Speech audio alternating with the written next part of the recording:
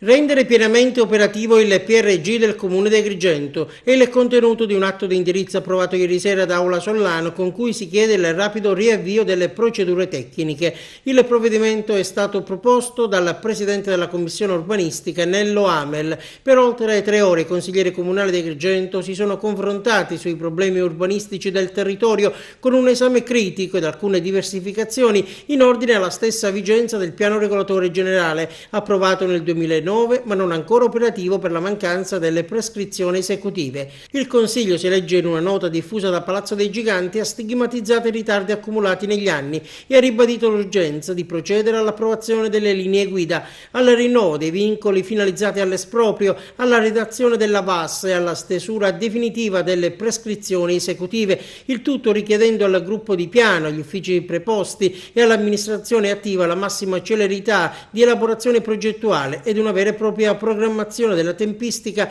di conclusione degli adempimenti. Nell'atto di indirizzo proposto dal consigliere Amel è stata inoltre sottolineata la valenza sociale della scelta di fornire la città di uno strumento urbanistico valido ed operativo che potrà diventare il volano di rilancio dell'economia cittadina, mettendo in circolazione capitali che si trasformeranno in lavoro e benefici per la comunità amministrata.